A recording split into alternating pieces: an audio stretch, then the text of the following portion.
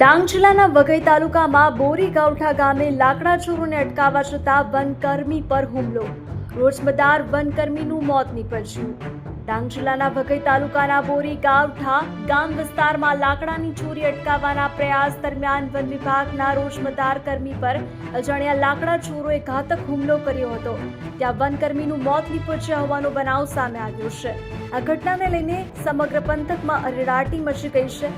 તો હાલમાં બનાવ બાબતે ફરિયાદી હરેશ કુમાર ચૌધરીએ વઘઈ રેન્જ ફોરેસ્ટ દ્વારા વઘઈ પોલીસ સ્ટેશનમાં ફરિયાદ નોંધાવવામાં આવી છે. તો મૃતકની ઓળખ રોજમદાર વનકર્મી સનતભાઈ ગનસુભાઈ બિરારી, રહે વાંચ આંબા, તાલુકો વઘઈ, જિલ્લા ડાંગ હોવાનું જાણવા મળ્યું છે. આ ઘટનામાં વઘઈ પોલીસની ટીમ દ્વારા અજાણ્યા 3 લાકડા ચોર ઈસમો સામે ગુનો નોંધવામાં આવ્યો છે. આરોપીઓના નામ સરનામા હાલ અજાણ્યા છે. તો હાલમાં વઘઈ પોલીસ મથકના પીએસઆઈ MS રાજપૂત તથા પીઆઈ VK ગઢવી દ્વારા આરોપીઓની શોધખોળ હાથ ધરીને આગળની કાર્યવાહી હાથ ધરવામાં આવી છે.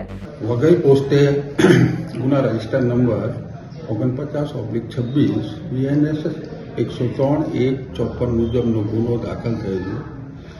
ફરિયાદી શ્રી હરેશકુમાર રણછોડભાઈ ચૌધરી હાલ વઘઈ રેન્જમાં ફોરેસ્ટ ઓફિસની પાસે નોકરી કરે છે.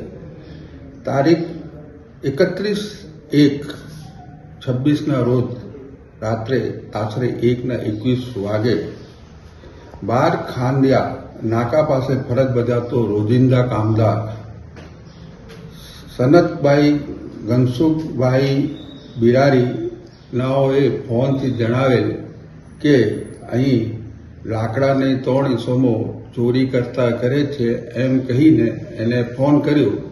તે દરમિયાન એ જગ્યા ઉપર આ ફરિયાદી આવેલ અને જોયું તો ફરિયાદી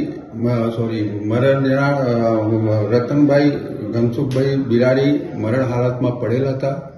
તેમજ ફોન એમનું સાઈડમાં પડેલ હતું અને નજીકના ઝોપડામાં રહેતા ખેતરમાં રહેતા મોતીરામભાઈએ જણાવેલ કે 3 ઈસમો લાકડી ચોરતા હતા. એ બાબતે એમના જોડે બોલાચાલી થતા તેઓએ તેના માથાના ભાગે તેમજ કોઈ ધારદાર લાકડી વડે મારીને એને હત્યા નિપજાવી છે.